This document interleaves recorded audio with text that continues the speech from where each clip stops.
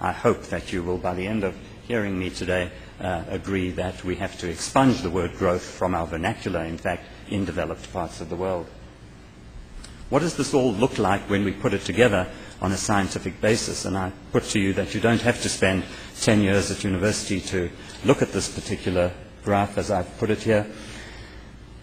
I'm talking here about ecological integrity, that is the integrity of living systems to withstand the pollution insults and the perturbations that we subject them to through stresses that we place on them. On the vertical scale, you see percent biodiversity, or what I call global ecological integrity.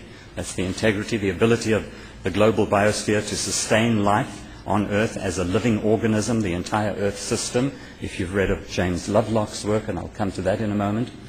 But if you take the past 25 years on the horizontal axis from 1982 to 2007, whichever independently scientifically derived indicators you use, we're on a serious decline from anything from about 25 to 55% reductions in biodiversity. And, well, if you extrapolate that line and you look at 2012, the Mayan calendar suggests that, and how these people came up with this is beyond my comprehension, but that's the end of life as we know it. So why should epidemiologists then be concerned with these matters? I've alluded to it already.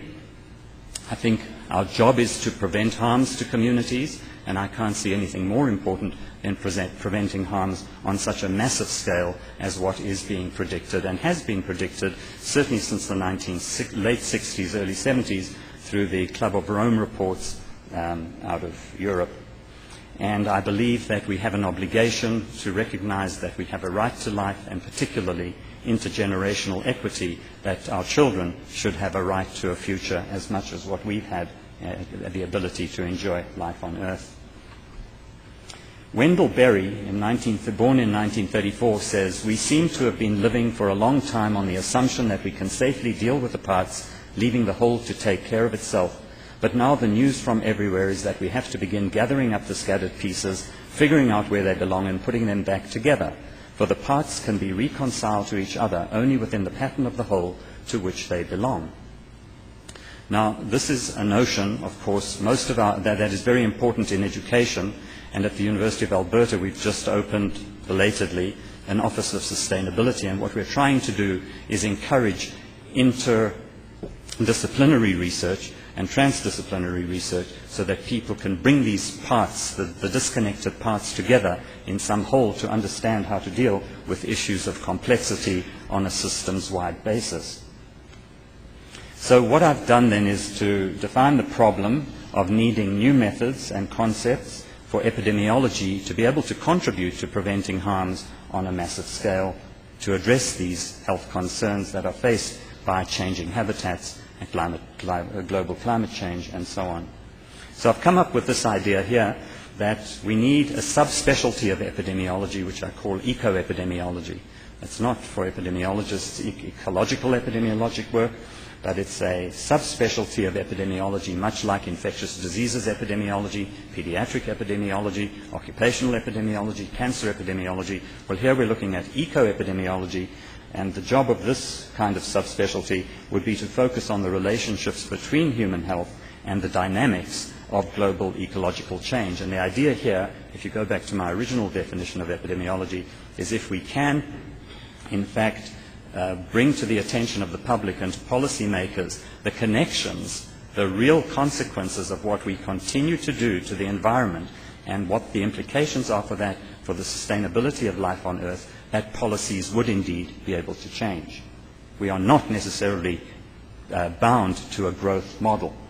We could do it differently. Now, in public health, we have principles.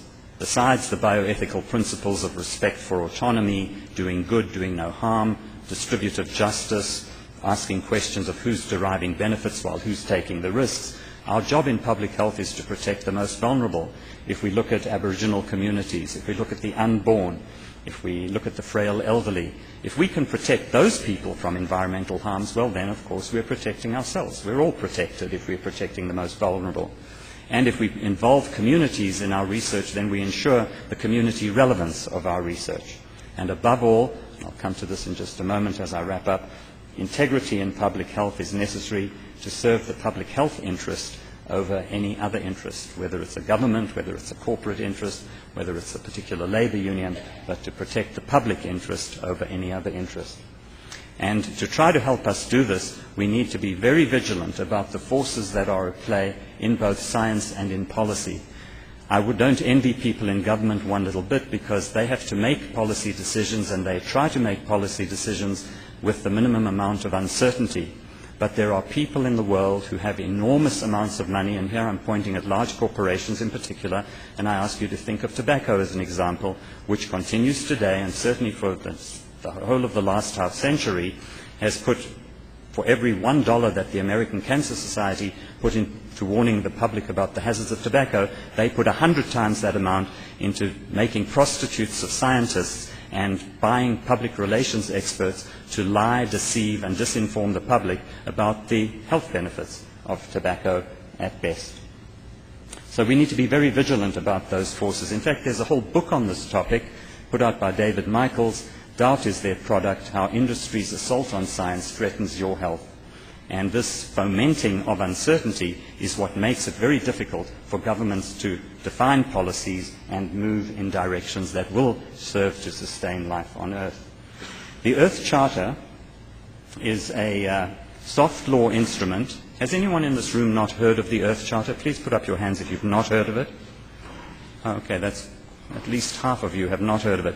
I encourage you to just Google the Earth Charter. It happens to be this book that I've just put out in 2008 is based on the Earth Charter. It is a soft law instrument, essentially designed to save us from ourselves. It's a grassroots initiative that came out of the First World Summit on Sustainable Development in Rio in 1992, was adopted in 2000 and 2002. It's been adopted by many governments around the world and large institutions, and even some corporations and businesses and institutions. And I would like to see the city of Edmonton adopt it. I'd like to see the city of Calgary, the province of Alberta, the government of Canada, because this document essentially is coincident with what we know from some Inuit groups that believe in the seventh generation principle. For every action that we propose taking today, before we take the action, not after we've taken the action. And business as usual is not acceptable under this paradigm. But as soon as we're thinking of an action, consider the consequences of that action 7 generations from now. And if we don't take action and rather wait until we know more certainly what the consequences will be, then we have a better chance of saving ourselves from ourselves. It talks about respect and care for the community of life, ecological integrity, social and economic justice, democracy. It's a simple document. It's essentially about 15 minutes of reading. So it caused me, all of this thinking got me to put this book together called Sustaining Life on Earth. And Bill McKibben, who, as I mentioned earlier, I met for the first time, I didn't even know of him really much before, said of the book, "This book is a powerful attempt to prove that human intelligence and the institutions it has created possess the power enough to blunt the force of our ecological destructiveness. It provides a light for the path, one that is badly needed." To wrap up, I should say, we shouldn't be focused on a human-centric approach. We should reconnect ourselves with the very ecosystems that we so depend on for all of nature's services that we have so taken for granted in the past. We need to reconnect humans to these environments and ecosystems, and new approaches need to be recognized and are being recognized as taking us from this reductionist, linear, silo-based approach to being more integrative in our research to be able to help inform policy. Thank you very much.